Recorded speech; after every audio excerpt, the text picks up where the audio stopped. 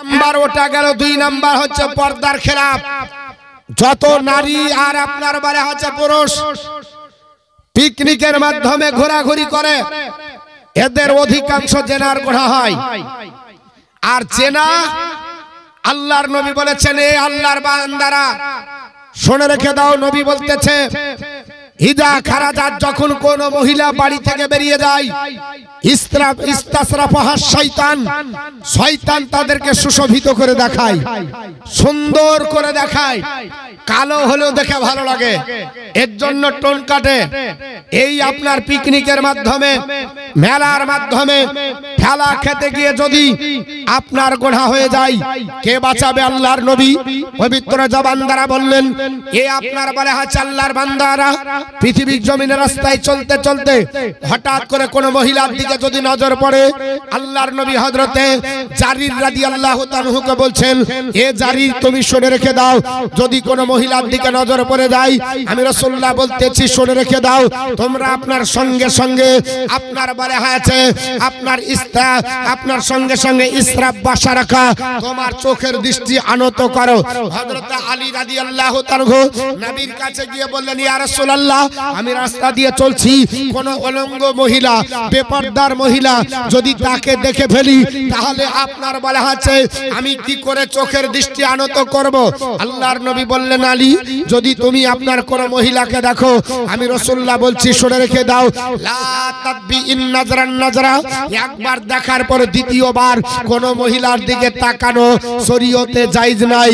কারণ আপনার বলা হচ্ছে ফা ইন্না আউলা লাকা, প্রথমবার তাকানোটা তোমার, আর আপনার বলা হচ্ছে ওয়া লাইসাত লাকাল আখিরা, দ্বিতীয়বার তাকানোটা তোমার নয়। কারণ প্রথমবার যখন তাকাও ওটা তুমি না জানতে তাকিয়ে ফেলেছো, এর জন্য তোমার গোনা নাই। দ্বিতীয়বার যদি তাকাও তোমার গোনা হবে, কারণ তুমি ওটা ভালো করে জানো যে আমি দেখতে পেলাম না, আর একটু চুকটুকি মেরে দেখে নি কেমন আপনার ছিল, ওটা তো ভালো করে দেখা হলো না। এর জন্য আপনার বলা হচ্ছে তুমি দেখো। আল্লাহর আপনার বলা হচ্ছে কোরআন আপনার আল্লাহ পাক ডাক দিয়ে বলেন, হে আমার আপনার বান্দা বান্দিরা, আপনার তোমরা শুনে রেখে দাও, আমি আল্লাহ পাক তোমাদের জানিয়ে দিচ্ছি, পৃথিবীর জমিনে আপনার কুল্লিল মুমিনিনা ইয়াগুদ্দু মিন আবসারিহিম ওয়া বাসারাহুম আবসারিহিম ওয়া ইয়াহফাজু ফুরুজাহুম, আজকা আপনার জালিকা আজকালাহুম ইন্নাল্লাহা খাবীরুম বিমা ইয়াসনাউন। আল্লাহ পাক ডাক দিয়ে বলেন, হাবিব, হে আমার নবী, আপনি উম্মতদের জানিয়ে দিন, মুমিন যারা হবে এরা যেন দৃষ্টি আনত করে চলে, দৃষ্টি যেন নিম্নগামী করে চলে, উটের মতো যেন তাকিয়ে না চলে, এরা যেন আপনার দৃষ্টিকে হেফাজত করে এবং তাদের গুপ্তাঙ্গর যেন হেফাজত করে, তাদেরকে আপনার তাদের যেন পর্দা করে, আপনার এটাই হলো তাদের জন্য উত্তম। আপনার ইন্নাল্লাহা খাবীরুম বিমা ইয়াসনাউন, নিশ্চয় আল্লাহ পাক জানে যে এরা গোপনে কি করতে চায়। এখন মা আপনারাও শুনেন, দুটো কথা বলি, জালসাতেও পর্দা লাগবে, জালসাতেও পর্দা লাগবে। জালসা শোনার মাধ্যমে আপনার বাজার ঘুরছে, কসমেটিকের দোকান ঘুরছে। গত পরশুদিন জালসা ছিল ডিগ্রি ঘোষপাড়া, তো দুটো বাচ্চা হারিয়ে গেল। তো আমি বললাম, শোন, বাচ্চা হারাইছে তাও ভাগ্য ভালো যে বাচ্চাটা পাওয়া যেতে পারে, আর বাচ্চার মা যদি হারায় 100% শিওর আর পাবেন না। বাচ্চার মা যদি হারিয়ে যায় ওকে আর পাওয়া যাবে না। হরিয়ার পাড়াতে জালসা করছি, পিছন থেকে বলছে যে নাই, আউট অফ মার্কেট। বলে কে? বলে একটা মেয়ে পালিয়েছে। আস্তাগফিরুল্লাহ, জালসাতে যদি বেপরদা না থাকে তো এরকমই হবে। জালসাটাকে ফ্যাশন মনে করা যাবে না। আল্লাহ রাব্বুল আলামিন পবিত্র কোরআনে বলেন, কুল্লিল মুমিনাতি, হাবিব আপনি মুমিনা মহিলাদের বলেন, ইয়াগদুদনা মিন আবসারিহুন্না, তারা যেন তাদের দৃষ্টি আনত করে চলে, ওরা নিম্নগামী হয়ে চলবে। তো আপনার বলা হচ্ছে উটের মতো তাকাচ্ছে, কোন জায়গায় কসমেটিকের দোকান ওটা আগে খুঁজছে, ঠিক না বেঠিক? ওটা আপনার খুঁজে বেড়ায়। আপনার ইয়াহফাজুনা বাসারাহুন্না, তারা যেন আপনার ফুরুজাহুন্না, তারা যেন তাদের আপনার গুপ্তাঙ্গকে হেফাজত করে। লা ইয়াবদিনা জিনাতাহুন্না, আর তারা যেন তাদের আপনার সৌন্দর্যকে প্রকাশ না করে। তারা যেন তাদের সৌন্দর্য প্রকাশ না করে। হ্যাঁ করতে পারে, ইল্লা আপনার বলা হয়েছে ওই অবস্থায় আল্লাহ রাব্বুল আলামিন বলছেন ইল্লা মা জাহারা মিনহা, তাদের কাছ থেকে কিছু কিছু ব্যতীত প্রকাশ করা যাবে না। যেমন নিজের সৌন্দর্য স্বামীর কাছে প্রকাশ করবে। ওই মহিলাটা যদি সেজে থাকে, তার ছেলে যদি আপনার থাকে তাহলে অসুবিধা নাই। কিন্তু যদি আপনার বলা আছে যাদের সঙ্গে বিবাহ জায়েজ হবে তার কাছে যদি সেজে থাকে, তাহলে এটা আপনার আল্লাহর কোরআন নিষেধ করেছে তোমাদের সৌন্দর্য খবরদার তোমরা প্রকাশ করবে না। আর গোষ্ঠী লোন করছে, আর সপ্তাহে আপনার বলে আছে আপনার চলে আসছে শেয়ার, নাম হচ্ছে বন্ধন শেয়ার। বন্ধন শেয়ার বেঁধে রেখেছে, মাসে আপনার 4 বার 5 বার আসে, বাড়িতে কোনোদিন সাজে না নাইটি ছাড়া। যেদিন বন্ধন শেয়ারের ডিউটি সেদিন সকাল থেকে আপনার সাজছে। আরে কোথায় যাবি তো বলছে শেয়ার আসছে। আর নিজের স্বামীর জন্য নাইটি জুটে না, আর বন্ধন শেয়ারের জন্য সেজে বসে থাকে। গোবরাতে এরকম মহিলা নাই যে বন্ধন শেয়ারের জন্য সাজবে। এ আল্লাহর বান্দা বান্দি, জালসা শুনলেই হবে শুধু নাকি? জীবনী শুনলেই হবে? জীবনী তৈরি করতে হবে। পর্দা আপনার বলা হচ্ছে আপনার আমার জন্য ফরজে আইন, ফরজ আপনাকে ত্যাগ করলে হবে না, ফরজ আপনার লাগবে। অনেক ব্যক্তি বলছে হুজুর আমাকে, যেমন গত কয়েকদিন আগে বলছে হুজুর আপনি পর্দার কথা বলছেন ভালো, ঠিক আছে, কিন্তু যদি কোন মহিলা ডাক্তারের বাড়ি যায় আর ছবি তোলার দরকার হয় তাহলে কি করবে? লোক তো কুজিঘাটের কম নয়। ডাক্তারের বাড়িতে পেটের ছবি হয় না, অনেকের বুকের ছবি হয়, মুখের ছবি হয়, সিজার হলে আরো অন্য কিছু হয়। তাহলে এখানে পর্দা মেনটেন করবে কি করে? শোনেন, আল্লাহ সব ক্লিয়ার করে রেখেছে। আল্লাহর কোরআনে কিছু নাই এটা নয়, ভালো করে শুনেন। আমার আল্লাহ পবিত্র কোরআনে বলে ইন্নামা হাররামা আলাইকুমুল মাইতাতা ওয়াদ দামা ওয়া লাহমাল খিনজির, আমি আল্লাহ পাক তোমাদের জন্য হারাম করেছি মৃত্যু প্রাণী। ভালো করে শুনেন, মৃত্যু প্রাণী, মৃত্যু প্রাণী খাওয়া যাবে না। তবে মাছকে ধরবেন না, মাছ আলাদা, মাছেরও জান আছে। কিন্তু মাছ খাওয়া, মরা মাছ খাওয়া জায়েজ, মরা গরু খাওয়া জোরে বলেন হারাম, ছাগল খাওয়া হারাম। আমি বলবো হালালও আছে, মরা গরু খাওয়া যাবে, কোরআন থেকে প্রমাণ করব। আপনি বলবেন এই তো মৌলবি আচ্ছা ভেজাল লাগালো, কোনোদিন শুনিনি। আমি আপনাকে কোরআন থেকে বলবো খাওয়া যাবে, কারণ ও তো জিজ্ঞাসা করেছে, প্রশ্ন করেছে যে হুজুর তাহলে ডাক্তারের বাড়িতে যে ছবি তুলবো দিয়ে কি করে পর্দা করব? সিজার হবে পর্দা কি করে হবে? ছবি তুললে পর্দা কি করে হবে? ডাক্তার দেখালে পর্দা কি করে হবে? যেমন আপনার প্রশ্ন, উত্তরটা ঠিক সেইভাবে আমাকে দিতে হবে।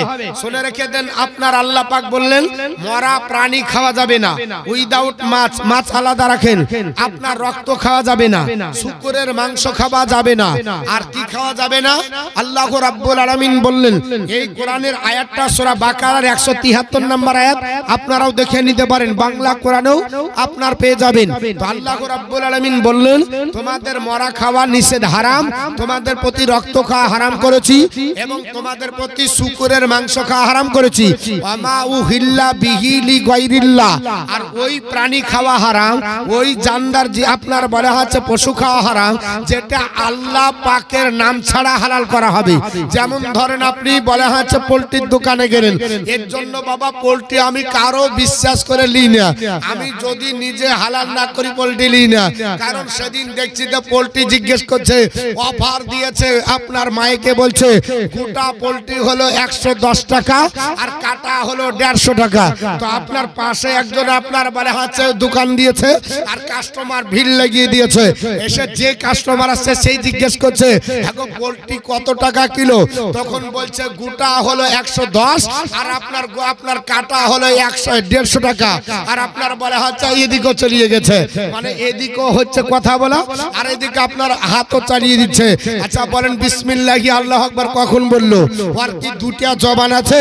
ও আপনার কথা বলছে আর হাত কামাই নাই, ও শুধু আপনার চারা কাটা করে কাটছে, আর অন্যজন ছাড়াচ্ছে আর মাপছে দিচ্ছে। আর ওকে জিজ্ঞাসা যাহা করছে আর বলছে গোটা 110 আর কাটা 150 বাস শেষ। আপনার বলে হচ্ছে বলেন খাওয়া যাবে? জোরে বলেন যাবে? আপনার যদি কোনো ব্যক্তি এরকম হালাল করে খাবার খাবেন না, এ আপনার খাবার আপনার চলবে না। পোল্ট্রিটাকে আপনাকে হালাল করতে হবে। কত দূর ডিস্টেন্স থেকে আপনার শরীয়তের বিধানে মশলা দেওয়া আছে। একটা জানকে আপনার পোল্ট্রি হোক, একটা আপনার বলে হচ্ছে মুরগি হোক, হাঁস হোক, বতক হোক, তাকে জমিন থেকে আধা তো পরে আপনি হালাল করেন। এটা হলো সুন্নতি পদ্ধতি। আর ধরে বুকের উপর হাইয়া বাস চালিয়ে দিল, মাথা থাকলো কি না থাকলো আপনার দেখার দরকার নাই, ওর সুজারও দরকার নাই, কেবলামুখী হলো কি হলো না ওটাও আপনার দেখার দরকার নাই, বিসমিল্লাহির রহমানির রহিম কখন বললো না বললো ওটাও আপনার বলা হয়েছে জানার দরকার হয় না। এর জন্য হালাল নিজে করবেন, করে নিবেন। আর যদি না হয় যে করে তাকে বলবি যে সুন্নতি পদ্ধতিতে হালাল কর, তোর চারা কাটা পোল্ট্রি নিব না। বুঝতে পেরেছেন? পোল্ট্রির দোকানদার থাকলে কেউ রাখেন না। হ্যাঁ, রানী তারাতে জুম্মার দিন বক্তৃতা দিতে বলছে এই আমাদের ব্যবসার উপর আপনি হাত মারছেন। বাপ যেটা সত্য সেটা বলতে হবে না? হবে না? আপনি জিজ্ঞাসা করছে কথা বলছেন তো আপনি দোয়া পড়লেন কখন? আর দোয়া তো কাটার সময় তো পড়তে হবে, হালাল করার সময়। তো যদি কোনো ব্যক্তি গোটা পৃথিবী দোয়া পড়ে আর যদি বিসমিল্লাহি আল্লাহু আকবার না বলে তাহলে ওই প্রাণী খাওয়া হারাম হবে। চারটা নিয়ম, চারটি আপনাকে তরিকা বললাম, কিন্তু আল্লাহ পাক ওই আয়াতে শেষ অংশের দিকে বলছে ফামানিতুররা গায়রা বাগিন ওয়ালা আদিন। কিন্তু যদি নিরুপায় হয়, উপায় যদি না থাকে, কোনো রাস্তা যদি না থাকে, কিন্তু ওই লোক সীমা লঙ্ঘনকারী না, মানে বেপরোয়া না, আল্লাহকে মানে না তারাই আল্লাহকেও মানে, কিন্তু নিরুপায় হয়ে গেছে, তার কাছে হালাল করা কোনো মাংস নাই, আপনার গরু তাজা নাই, আপনার বলা হয়েছে পৃথিবীতে হালাল করার সিস্টেম নাই, কিন্তু মরুভূমিতে পড়ে আছে, আপনার হাত ভেঙে গেল, পা ভেঙে গেল, বা আপনার আসতে পারছে না, ওখানে পানিও নাই, ওখানে খাবারও নাই, কিন্তু মরা গরু পড়ে আছে, আপনি কয়েকদিন ধরে ওখানে আপনি বিমার হয়ে পড়ে আছেন, তো আপনার খাওয়া যাবে কি যাবে না? তো আল্লাহর কোরআন বলছে আপনার বলা আছে নিরুপায় হয়ে যদি ওই ব্যক্তি মরা গরু খায় তাহলে আপনার ফালা ইসমা আলাইহি, তাতে কোনো গুনাহ নাই। জোরে বল সুবহানাল্লাহ। কারণ ইন্নাল্লাহ আপনার বলা আছে ইন্নাল্লাহ গফুরুর রহিম, নিশ্চয় আল্লাহ ক্ষমাশীল এবং দয়ালু। জোরে বল সুবহানাল্লাহ। তাই বলে কোনো ব্যক্তি যদি উপায় থেকে আপনার বলা আছে খায় তাহলে তো হবে না। আপনি ডাক্তারের বাড়ির ফতুয়া যদি মেলাতে দেন হবে? মেলাতে পর্দা করা যাবে কি যাবে না? মেলাতে পর্দা করা যাবে। আপনি পিকনিকে যদি যান, পিকনিকে পর্দা করা যাবে। জালসাতে যদি আসেন, জালসায় পর্দা করা যাবে। এই ফতুয়া নিয়ে যদি হাসপাতালে ভিড়ান তাহলে কি হবে? এখন হাসপাতালে সিজার করবে, আর ও যদি বলে যে আমি আপনার বলে আছে আমার কোন জায়গার আপনার পোশাক খুলবো না, তো সিজার করবে কি করে? হ্যাঁ, ওটা তো নিরুপায়। ওটা কি? ওটা নিরুপায়।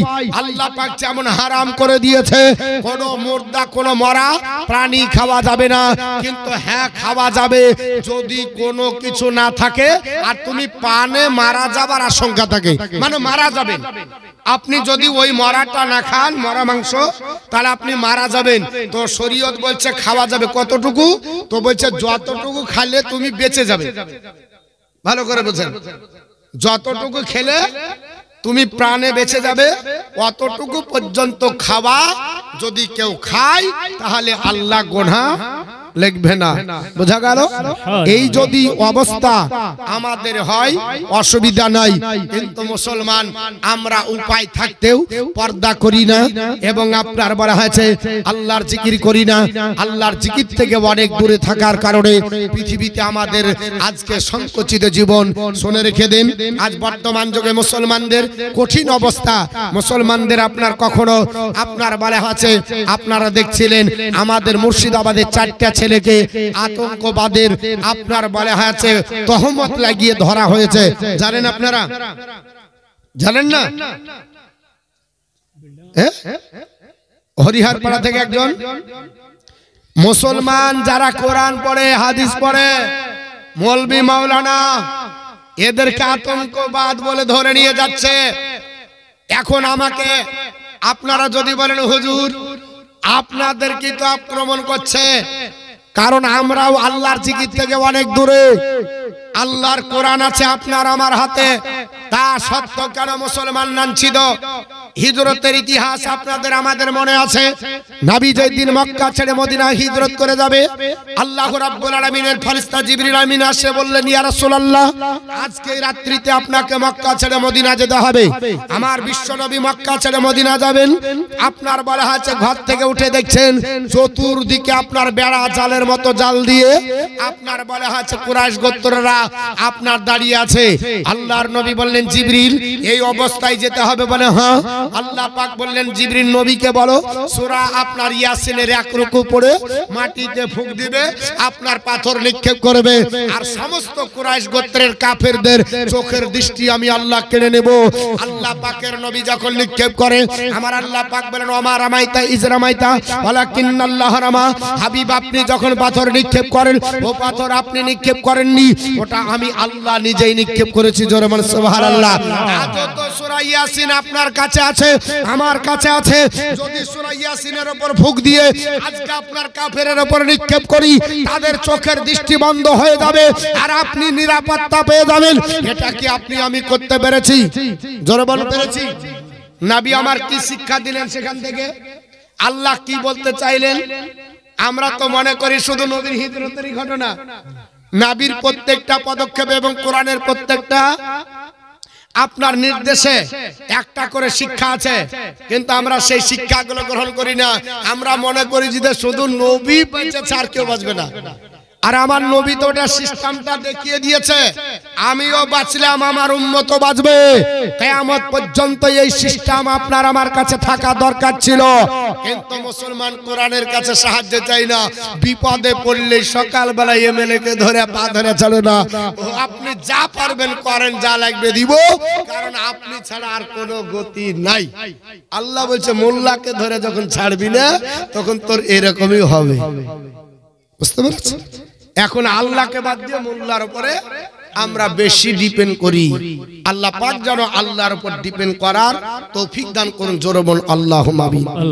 যে সামান্য দুনিয়ার ফিতনা, দাজ্জালের মতো ফিতনাও যদি আপনার কাছে আসে, সেখান থেকেও আপনি নিষ্কৃতি পাবেন যদি কোরআন অনুযায়ী চলেন। জোরে বলুন সুবহানাল্লাহ। এটা কোথায় আছে হাদিস আপনাদেরকে শুনিয়ে দিই কয়েকটি কথা। আপনারা তো অনেকেই ভাবছেন যে আজকে কিছুই বলবে না নাকি রে, এগুলো আমাদের দরকার আছে, এগুলো আমাদের প্রাসঙ্গিক আলোচনা। এর জন্য আপনার করছি। আমার পরে যিনি আসবেন উনিও করবেন, আর আমার আগে যিনি ছিলেন তিনিও তো আপনাদেরকে শুনিয়ে দিয়েছে। এর জন্য আমি আপনাদের কাছে কিছু মূল্যবান কথাগুলো বলছি, কোরআন আর হাদিস থেকে বলবো। একবার দরুদ শরীফ পড়ুন। আল্লাহুম্মা সাল্লি আলা সাইয়্যিদিনা মাওলানা মুহাম্মদ ওয়া আলা আহলে সাইয়্যিদিনা মাওলানা মুহাম্মদ সাল্লাল্লাহু আলা মুহাম্মাদিন সাল্লাল্লাহু আলা মুহাম্মদ হরদম জবাব সে নিকলো পাক নামে মোহাম্মদ হরদম জবাব নিকলো সফিয়ানা মোহাম্মদ বন্দর প্রেম কি আনন্দ, বন্দর প্রেম কি আনন্দ সবাই জানে না।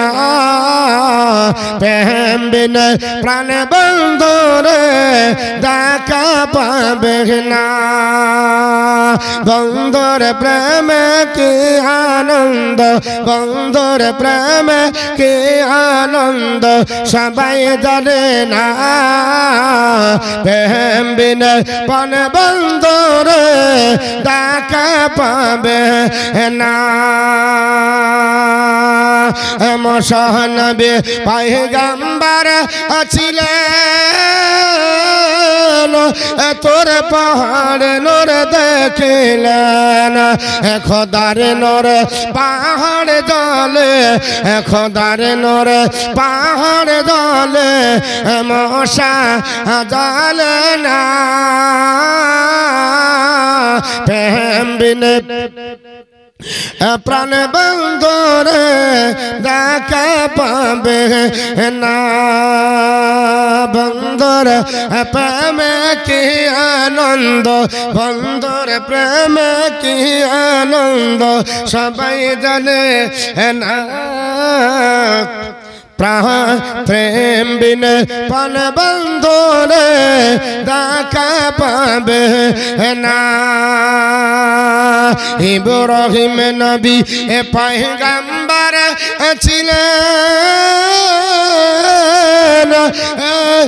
বেটাকে কুরবানি দিলেন সে তো কুরবান নই রে সে তো কুরবান নই রে এত প্রেমের ছলনা প্রেম বিনে প্রাণ বন্ধরে দেখা পাবে না আল্লাহুম্মা সাল্লি আলা সাইয়্যিদিনা মাওলানা মুহাম্মদ ওয়া আলা আলি সাইয়্যিদিনা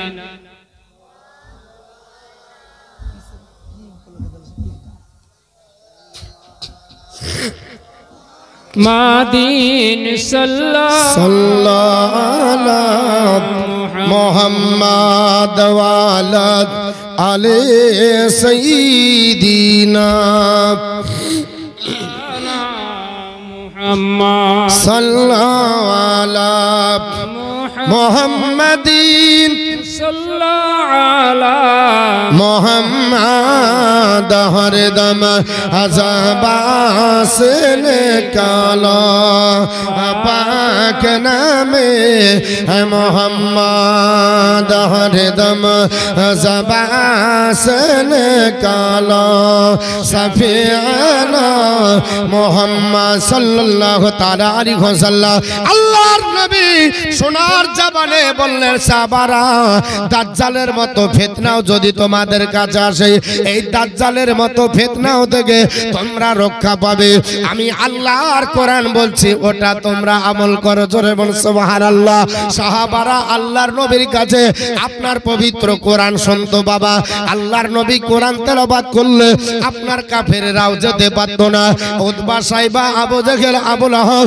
আপনার ডিউটি করত মুহাম্মদ রাত্রিবেলায় কোরআন যদি তেলাওয়াত করে আমাদের ঘরের ছেলেরা তার কণ্ঠের কোরআন শুনে সবাই মুসলমান হয়ে যায় জোরে বল সুবহানাল্লাহ কারণ নবীর কণ্ঠে কোরআন শুনলে তো সবাই পাগল পারা হয়ে যাবে আল্লাহ নবীকে এত কণ্ঠ দিয়েছিল আল্লাহর নবী আপনার পবিত্র জবান দ্বারা বলে আল্লাহর নবীর একজন সাহাবী ছিল নাম হচ্ছে আবু মুসা আশআরী আল্লাহর নবী ডাক দিয়ে বলেছেন হে আবু মুসা আশআরী শুনে রেখে দাও আল্লাহ তোমাকে এত কণ্ঠ দিয়েছে হযরতে দাউদ পয়গম্বরের কণ্ঠ আল্লাহ তোমাকে দান করেছে জোরে বল সুবহানাল্লাহ আবু মুসাকে আল্লাহর নবী ডাক দিয়ে বললেন আবু মুসা আল্লাহ পাক তোমাকে এত কণ্ঠ দিয়েছে দাউদ নবীর কণ্ঠ তুমি পেয়েছো আমি তোমার কাছে কোরআন শুনতে যাই যদি হযরতে আবু মুসা আশআরী দাউদ নবীর কণ্ঠ আপনার পাই বাবা দাউদ নবীকে কেমন আল্লাহ কণ্ঠ দিয়েছিল আপনার বলে হয়েছে লিপিবদ্ধ রয়েছে আল্লাহর নবী দাউদ পয়গম্বর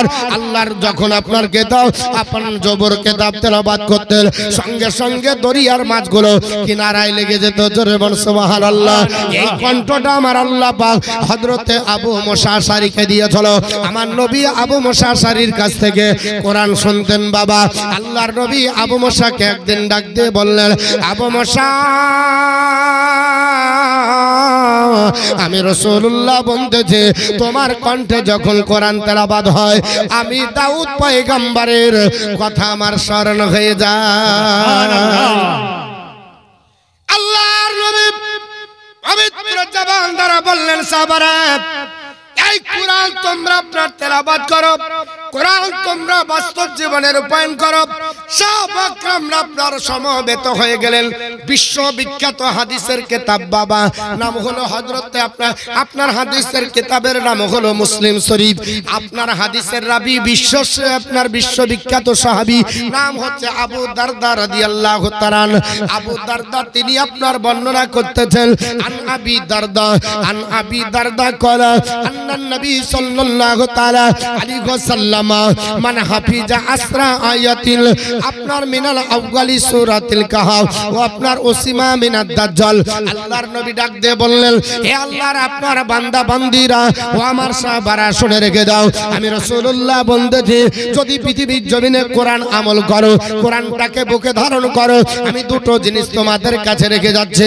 আমার নবী যখন বিদায় হজের সময় আপনার বক্তৃতা করেছিলেন, আল্লাহর নবী আপনার বলেছিলেন, হে আমার সাহাবারা পৃথিবীর জমিন থেকে আমি রাসূলুল্লাহ বিদায় নিয়ে যাব, আমি আপনার চলে যাব, তবে তোমাদের কাছে দুটো জিনিস রেখে গেলাম, একটা হলো আল্লাহর পবিত্র কোরআন, একটা হলো আমার আপনার হাদিস। এই দুটো জিনিস বাস্তবে রূপায়ণ করবে, পৃথিবীর জমিনে বিপদে পড়বে, আপনার মুসিবতে পড়বে, সমস্যার সম্মুখীন হবে, আল্লাহর কোরআনটাকে প্রেজেন্টমাই করাল, আল্লাহর কোরআনের শরণাপন্ন হও, any problem I will be solve. আল্লাহ পাক কোরআনে বলেছে আমি সব সমস্যার সমাধান আমি আল্লাহর কোরআন দেব। জোরে বল সুবহানাল্লাহ। পৃথিবীর জমিনে আল্লাহর নবী বললেন সাহাবারা বিপদে যখন পড়ে যাবে আল্লাহর কোরআনের কাছে তোমরা হাত বাড়িয়ে দেবে, আল্লাহর কোরআন বন্ধ হয়ে তোমাদের আপনার বিপদ থেকে আমার আল্লাহ পাক রক্ষা করবে।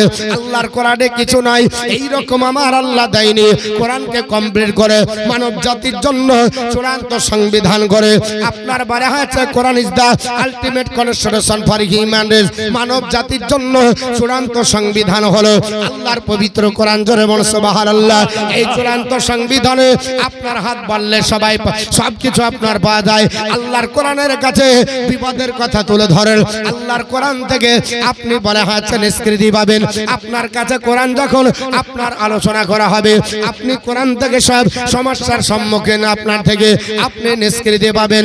হযরত আবু আপনার বলে হয়েছে দারদা তিনি আপনার বর্ণনা করে আল্লাহর নবী বললেন সাহাবারা পৃথিবীর জমিনে যতই ফিতনা আসুক না কেন সব ফিতনা থেকে রক্ষা পাওয়ার মূল হাতিয়ার হলো আল্লাহর কোরআন। জোরে বল সুবহানাল্লাহ। সাহাবাদের সামনে আমার নবী বক্তৃতা করতে করতে দাঁড়িয়ে বললেন সাহাবারা এমনকি দাজ্জালের ফিতনাও যদি আসে আল্লাহর কোরআন মুখস্থ থাকলে ওখান থেকে রক্ষা পাওয়া যায়। সুবহানাল্লাহ। দাজ্জালের ফিতনা কত বড় হবে দুনিয়ার কোন ফিতনার সমান না। মুসলমান দুনিয়ার কোন নেতার মতো পৃথিবীতে আপনার বলা হয়েছে নেতারা ধরছে, আপনার প্রশাসন ধরে মুসলমানকে জেলে ভরছে, তবে দজকে পাঠাতে পারবে না, পারবে নাকি? ঈমান হারা করতে পারবে না।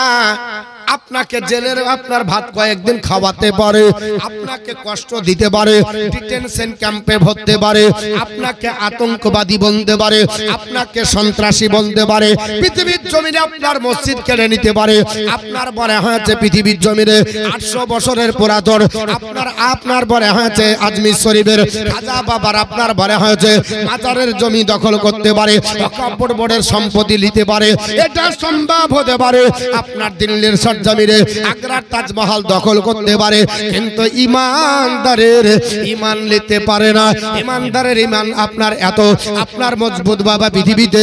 আল্লাহর নবী বললেন সাহাবারা যদি পৃথিবীর জমিনে তোমরা আল্লাহর কোরআন ধরে নাও, আল্লাহর কোরআনকে আপনারা ফলো করো, তাহলে যত বড় ফিতনা আসুক না করো এই দাজ্জালের চাইতে বড় ফিতনা আর পৃথিবীতে আসবে না। এই দাজ্জালের ফিতনা হলো সবচাইতে বড়। আপনার তার দুটো হাত থাকবে। দাজ্জাল আপনার যখন আসবে এক হাতে থাকবে জাহান্নাম, এক হাতে থাকবে জান্নাত। ঈমান আনতে বলা হবে, আপনার ঈমান যদি না আসে তার আপনার জাহান্নামে দিবে। আল্লাহর বান্দা বান্দি জান্নাতে চলে যাবে, আর যাকে জান্নাত দেব বলবে আল্লাহ তাকে জান্নাত আপনার জাহান্নামে দেবে। কারণ ঈমান যারা হারা হবে দাজ্জালকে চিনতে পারবে না। দাজ্জাল এত কণ্ঠ নিয়ে পৃথিবীর জমিনে আবির্ভূত হবে। আল্লাহর নবী বলেছেন সাহাবারা দাজ্জাল আপনার বলা হয়েছে রাস্তা দিয়ে যখন যাবে নারী পুরুষ এমন ভাবে আপনার ভাঙন ধরে যাবে। একটা মহিলা যদি শাড়ি পরতে যায়, অর্ধেকটা শাড়ি পরা হয়েছে, আর দাজ্জাল তার কণ্ঠে আপনার গান তুলেছে, দাজ্জাল তার কণ্ঠে আওয়াজ তুলেছে, বাইরে আওয়াজ হলো দাজ্জালের, আর ওই মেয়েটা অর্ধেক শাড়ি পরেছে। আল্লাহর নবী বললেন, সাহাবারা, অর্ধেক শাড়ি পরা মহিলাটা আর গোটা শাড়িটা পরতে পারবে না, সম্পূর্ণ শাড়ি পরতে পারবে না, অর্ধেক শাড়ি পরা অবস্থায় দাজ্জালের পিছনে দৌড়াতে লাগবে। একজন আপনার ব্যক্তি আপনার দুটো চটিতে পা ভরার জন্য আপনার রেডি করে ডান পা ভরেছে, বাম পা ভরতে বাকি আছে। দাজ্জাল যদি তার কণ্ঠে গান তোলে, আল্লাহর আপনার বলে আছে নবী বলে ওই দাজ্জালের কণ্ঠ শুনে আর আপনার বাম পায়ে চটি পায়ে দেওয়ার সময় পাবে না, এক পায়ে চটি পায়ে দিয়ে দৌড়াবে। একটা জামা পরতে গিয়ে একটা হাত ভরেছে ডান দিকে, বাম হাত ভরার জন্য রেডি করেছে। দাজ্জাল যদি তার কণ্ঠে গান তোলে, ওই বাম হাতের জামা পরার সময় পাবে না, দাজ্জালের পিছন দিয়ে দৌড়াতে লাগবে। আল্লাহর নবী ডাক দিয়ে বলে, এই দাজ্জালের চাইতেও যদি ফিতনা, আপনার দাজ্জালের ফিতনাও যদি আসে, আল্লাহর কোরআন যদি তোমার কাছে থাকে, এই দাজ্জালের ফিতনা থেকেও আমার আল্লাহ রক্ষা করবে। জোরে বলুন সুবহানাল্লাহ, আর একটু জোরে বলুন সুবহানাল্লাহ। বলে হচ্ছে নবী আমার বলছে, এই হাদিসটি মুসলিম শরীফ হযরত আবু দারদা বর্ণনা করে। আল্লাহর নবী বলে, আবু দারদা ওটা হলো আপনার মানে হাফিজা আসরা আয়াতিন মিনাল আউয়ালি সূরাতুল কাহফ উসিমা বিনাদ দাজ্জাল।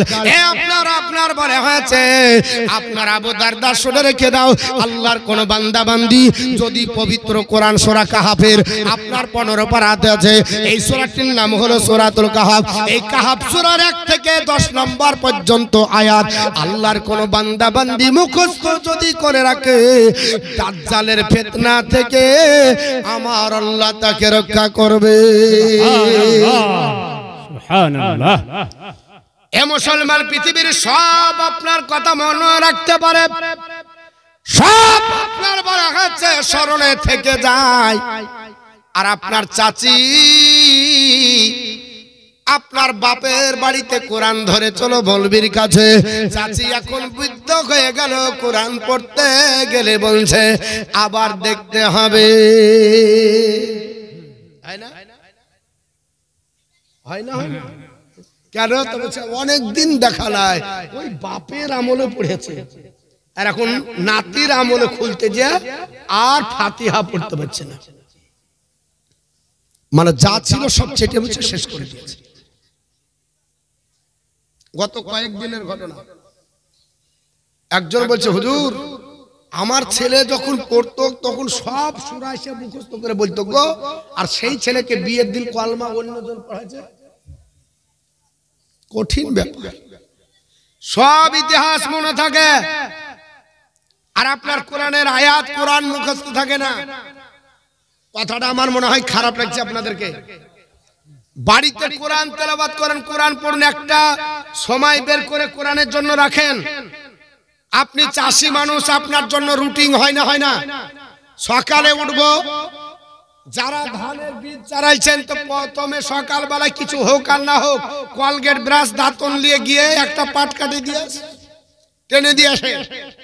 বলে কেন? বলছে লিহরটা টেনে দিলাম যাতে পোয়ালিটা ভালো হয়। আর ভালো করে স্মরণ আছে যে অন্তত পক্ষে কাজে যাব, একবার একটু টানিয়ে দিই। তা আপনি তো জানেন যে আমি একজন মুসলমান, আপনাকে আপনার কোরআন পড়তে হবে, আপনার হাতে সময় নাই তো কোরআনটা একটু চোখ বুলিয়ে যান না। আরে গোটা কোরআনের খতম দিতে হবে না, ফজরের সময়তে একটু কোরআন এক রুকু পড়েন, এক রুকু যদি না পড়েন এক আপনার আয়াত পড়েন, যদিও না পড়েন আল্লাহর কোরআনটাকে একটু দেখেন, এটা দেখলেও তো নেকি হয়। আল্লাহর কোরআন ফজরের পর যারা পড়বে, ইন্নাল কোরআনা ফজরি কানা মাশহুদা, নিশ্চয় ফজরের তেলাওয়াতের কোরআন আল্লাহর দরবারে কিয়ামতের দিন হাসরের ময়দানে সাক্ষী হয়ে দাঁড়াবে। জোরে বলুন সুবহানাল্লাহ। নারায়ে তাকবীর, নারায়ে তাকবীর, নারায়ে রিসালাত, নারায়ে রিসালাত, মাসলাকে আলা হযরত দ্বীন ইসলাম, দ্বীন ইসলাম, মাওলানা মুফতি মতিউর রহমান সাহেব। যদি ফজরের কোরআন আপনার কাছে গিয়ে সাক্ষী দেয়, তাহলে সেই কোরআন পড়বো না। বাপ আপনার সপক্ষে দাঁড়াবে না, মা আপনার সপক্ষে দাঁড়াবে না, পৃথিবীর কোন সম্পদ আপনার সপক্ষে দাঁড়াবে না, কোরআন আপনার দাঁড়াবে। শুধু তাই নাই, আল্লাহর নবী বলেছেন আমার সাহাবারা হাসরের ময়দান যখন প্রচন্ড রোদের তাপ আপনার মগজের কাছে এসে আপনার টকবাক করে আপনার ফুটতে ফুটতে গলে পড়ে যাবে, ওই সময় দুটো আয়াত তোমাদের কাছে সামিয়ানার মতো হয়ে দাঁড়াবে। সাহাবারা বললেন ইয়া রাসূলুল্লাহ কোন দুটো আয়াত? নবী আমার বললেন সাহাবারা ওই দুটো আয়াত হলো সূরা বাকারার লাস্টের দুটো আয়াত। সূরা বাকারা 2.5 পারা, এই 2.5 পারা আপনাকে মুখস্থ করতে নবী আমার বলেননি, নবী আমার গোটা কোরআন শরীফ মুখস্থ করতে বলেননি।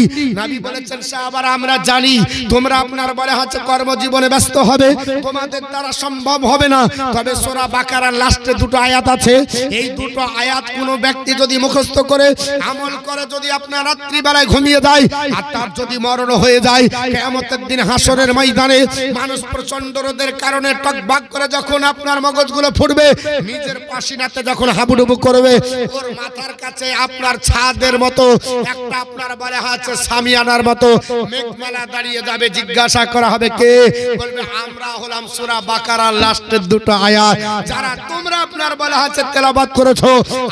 আজকে তোমাদেরকে হাসরের ময়দানে আপনার ভয়াবহ সূর্যের তাপ থেকে আপনার রক্ষা করার জন্য আমরা সামিয়ানা হয়ে দাঁড়িয়েছি। সুবহানাল্লাহ। শুধু তাই নয়, নবী বলেছে কোন সময় পাখির ঝাঁক হয়ে এসে দাঁড়াবে, সুবহানাল্লাহ, পাখির ঝাঁক হয়ে দাঁড়াবে, সূর্যের কিরণ ফেলবে না। সামিয়ানা হয়ে মেঘমালা হয়ে তিনটি পদ্ধতিতে বলা হয়েছে। আর এই মুসলমান কোরআন পড়ে না, যা পড়েছিল সব ভুলে গেছে। মা বোনেরা মোটামুটি জানে, বাড়িতে কোরআন তেলাওয়াত করুন, কোরআন তেলাওয়াত করলে ওই বাড়িটাতে আল্লাহর রহমতে ভরপুর হয়ে যাবে। সকাল বেলাতে উঠছেন তাও কোরআন নাই, সন্ধ্যা বেলাতে কোরআন নাই।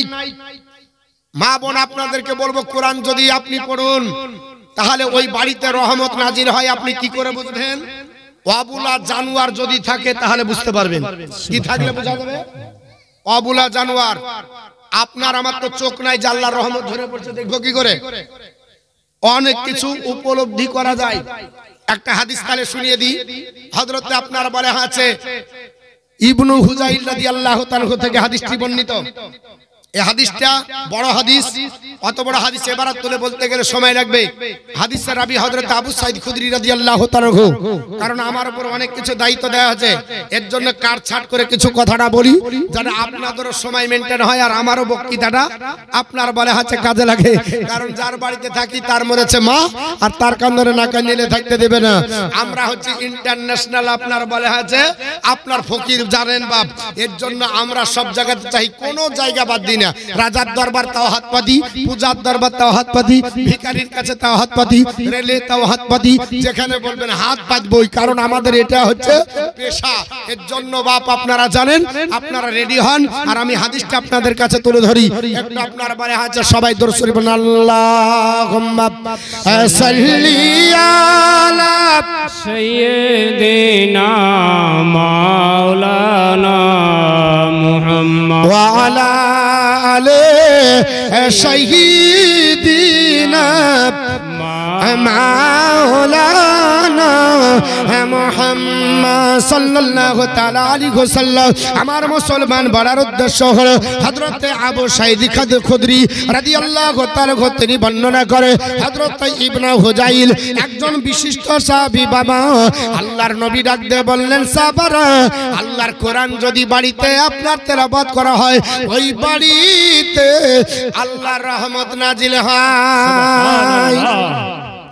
আল্লাহর নবীর সাহাবী হযরত ইবনে হুজাইল আসার পর বললে একটু আপনার বলে হয়েছে নবীর জবানে শুনেছি, এটা বাস্তবে রূপায়ণ করতে হবে।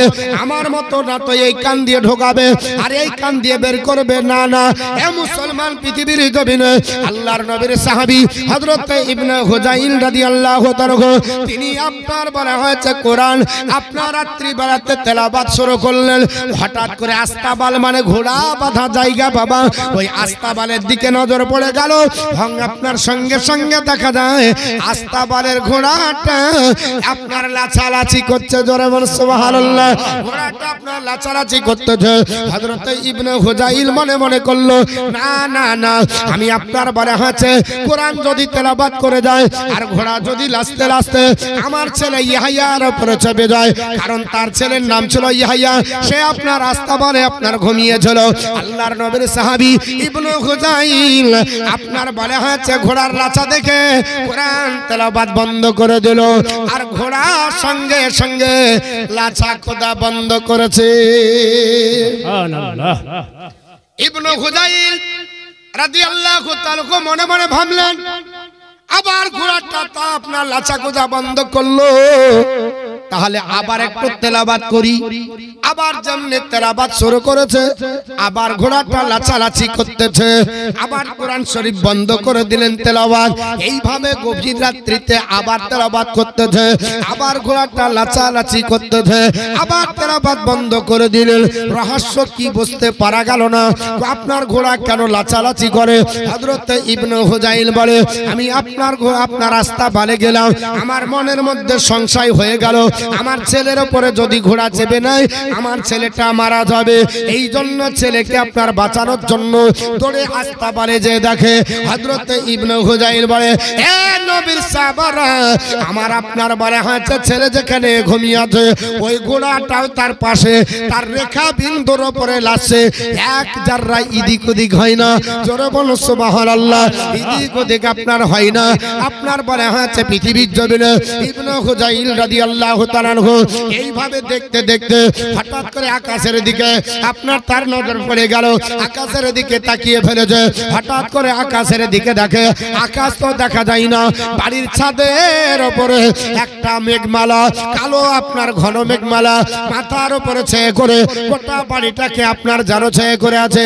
আর ওই মেঘমালাতে অসংখ্য আপনার লাইট গুলো, অসংখ্য টনি বাল্বের মতো লাইট, হ্যালোজেনের মতো লাইট বাবা ফিট করা আছে। পূর্ণিমার 14 তারিখ রাত্রিতে যেমন ভাবে বাড়িকে আপনার আলোকিত হয়, আপনার জ্যোৎস্না আলোকিত করে, ইবনে হুজাইল রাদিয়াল্লাহু তাআলা আনহু আপনার বর্ণনা করে, ওইভাবে আমার বাড়িটা আপনার জানো আলোকিত করে আছে। আমি দেখে অবাক হয়ে গেলাম, ও আল্লাহর বান্দা বান্দিরা, এইভাবে যখন দেখতে লাগলাম ইবনে হুজাইল বলে, আমি আর বিছানায় ঘুমালাম না। দেখতে দেখতে দেখতে আমার ফজর হয়ে গেল। ফজরে আজান হয় মসজিদে নববীতে। আমি আপনার আজান শোনার পরে ওযু করতে গেলাম, আস্তে আস্তে মেঘমালা আকাশের দিকে উঠে গেল, উঠতে উঠতে আকাশে হারিয়ে গেল, আর দেখা গেল না। ফজরের নামাজ পড়ার জন্য আমি মসজিদে নববীতে গেলাম, আল্লাহর নবী ইমামতি করলো, আল্লাহর নবীর পিছনে ফজরের নামাজ হয়ে গেল। সবাই আপনার কোরআন তেলাওয়াত করে, তাসবিহ তাহলিল করে, আমিও আপনার করতে লাগলাম। আল্লাহর নবীর কাছে গেলাম, ইয়া রাসূলুল্লাহ, ইয়া হাবিবাল্লাহ, নবী গো, আজ আমার রাত্রিতে এমন একটা দৃশ্য দর্শন করেছি, এই দৃশ্য কোনদিন দর্শন হয়নি। সুবহানাল্লাহ। আল্লাহর নবী বলে, এই ইবনে হুজাইল কি দৃশ্য দর্শন করলে? ইয়া রাসূলুল্লাহ, নবীজি, আমি আপনার কোরআন তেলাওয়াত করছিলাম আপনার কথা শুনে, কিন্তু একটা দেখলাম আপনার কোরআনের সঙ্গে সঙ্গে তেলাওয়াতের সঙ্গে সঙ্গে ঘোড়া অবলা জানোয়ার আছে।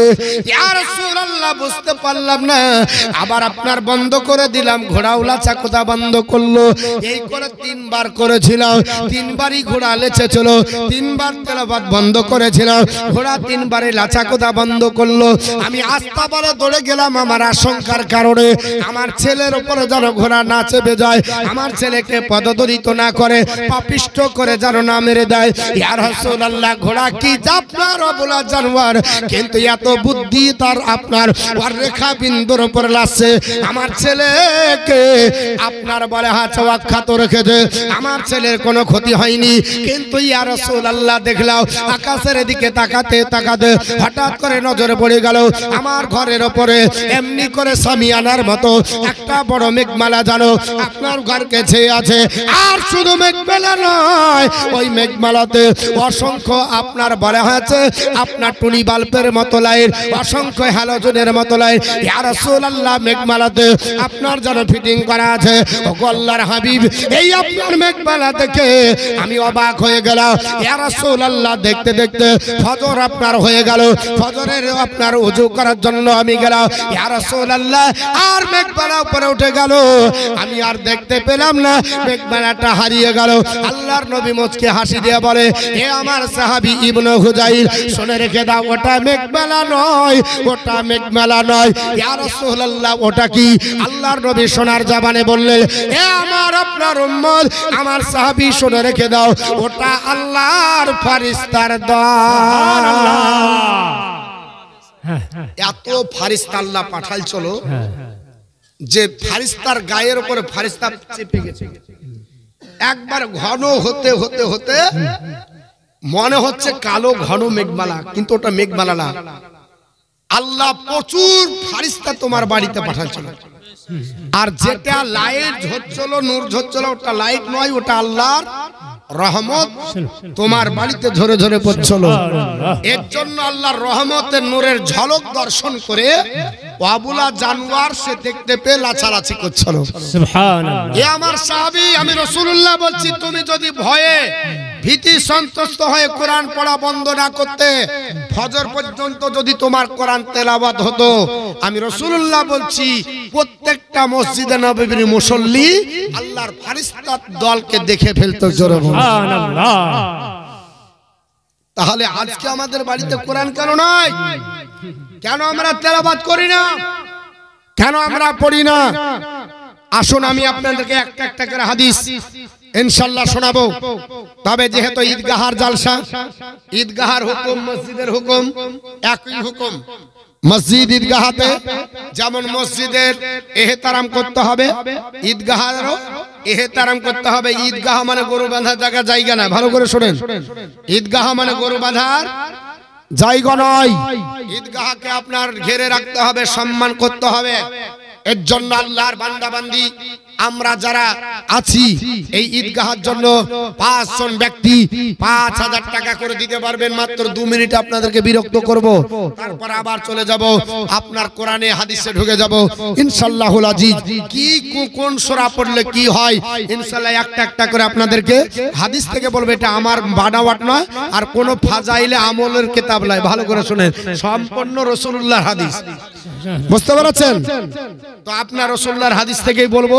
তো মা, একজন কোন আল্লাহর বান্দি 5000 টাকা কিংবা আল্লাহর কোন বান্দা 5000 টাকা ঈদগাহের জন্য দিতে পারবেন। কারণ ঈদগাহ আপনার বলে আছে আপনার আমার সবার জন্য সম্মানের জায়গা। ওখানে আমরা একদিন হলো যাই, বছরে 2 দিন আপনার যাই।